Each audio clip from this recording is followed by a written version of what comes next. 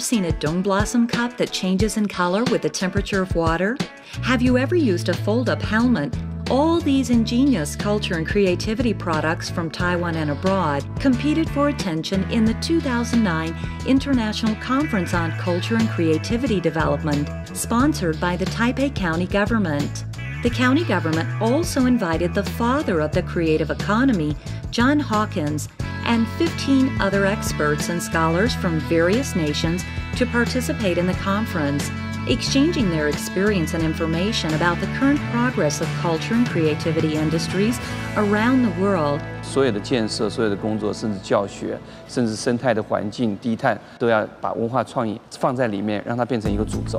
Not only has Taipei County expanded its international perspective by holding a conference on culture and creativity, it has also effectively heightened its own competitiveness through this measure.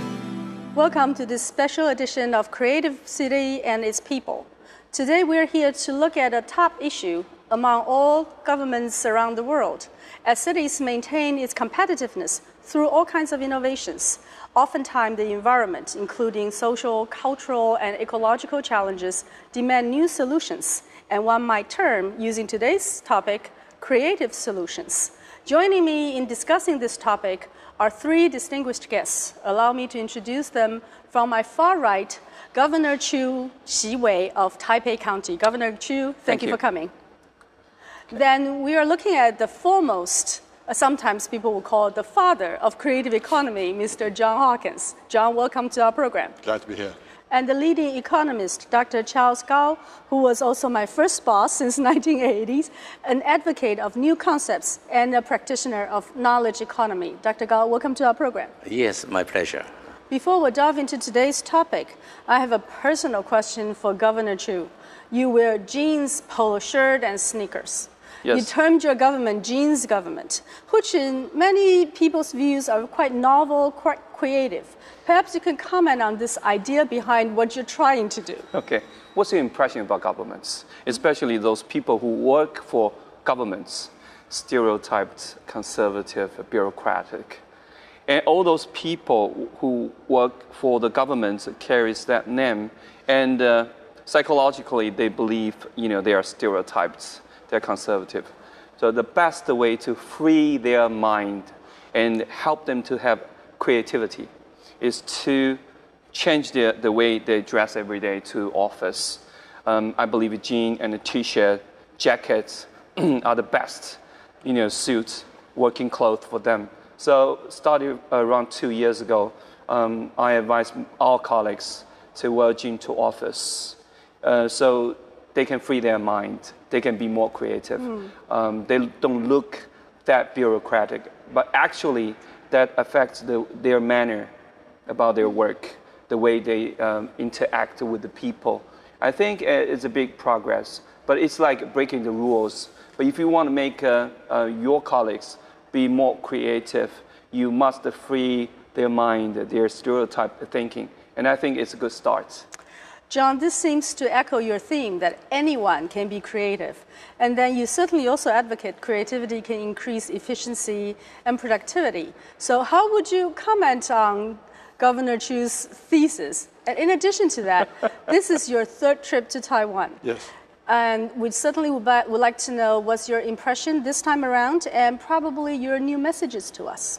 Well, I think this is great. I mean, he's sent a message out, as I understand it, to the people that I'm one of you.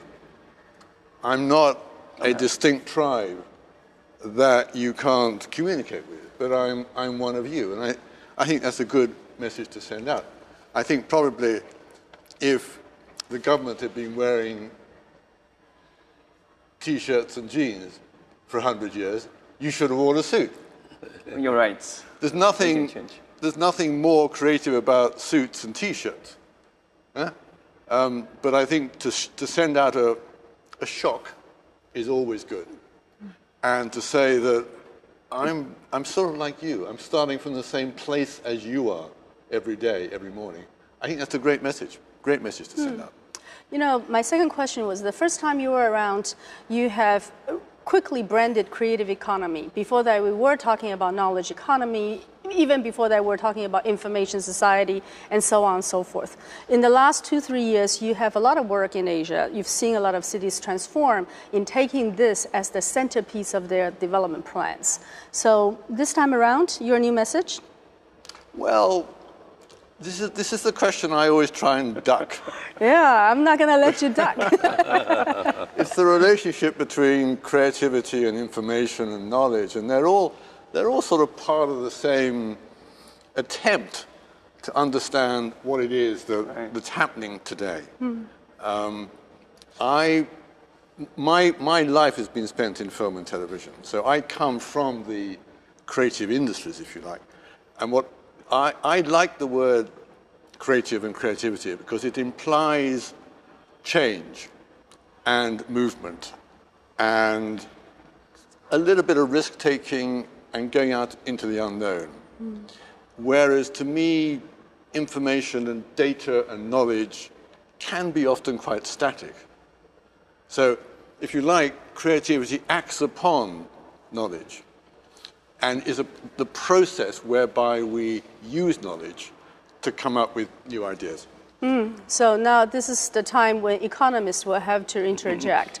Certainly from over, close to 30 years ago when you first came back, telling people it's not just GDP, it is the quality of life that matters. Yes. And then you were a practitioner in the knowledge economy. You've brought one after another major ideas back into the society, but at the same time also push for the economic and balanced economic growth. So economists' point of view? Well, I think the result is a very mixed one. On the one hand, we see Taiwan's per capita income is rising, but slowly, certainly not in the past 10 years. We're at now around 116,000 US dollars per capita income. We have not made much progress in the past 10 years. But on the other hand, people, particularly the civilian sectors, have devoted a lot of their energies and the resources try to promote the quality of life sector. But then I as economists, well, Governor, it's not the way you look, it's the way you perform. Yes. And I'm glad to see he has also performed well. So good dress with good performance, and that is the right combination. Yeah, that's a good message. All right, back into our theme, creative city and its people. Certainly, that has been a centerpiece of your master plan, both in this current term and also the blueprint you've advocated through your campaign currently. Now, we know that Taipei is a place with multicultures, has a lot of new developments. In your view, if you were to convey to some outsiders, what are your master plans? Okay. Well, at the very beginning, it's a long story because Taipei County was seriously polluted. The environment was not pleasant at all. So you must create an environment for creative people to have creative ideas.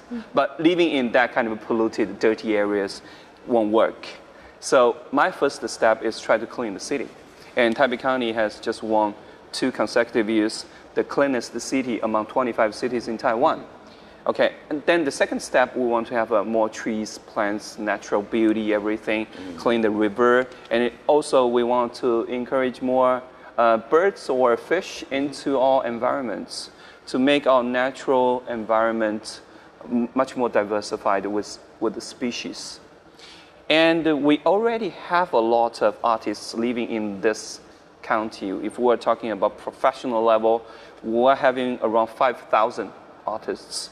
We have a lot of dancing groups, performing groups living in Taipei County because this is a beautiful area. Once we clean the area and we invite them to live in a very, very encouraging environment. What I mean encouraging environment is like you have to work with them. You have to find platform for them. You have to find market for them.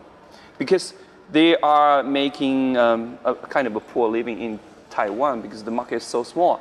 People didn't care about creative living in the past. People just think if we can barely make a living, if we can feed our children, and well, that's okay. We can bear with that kind of standard of quality of living.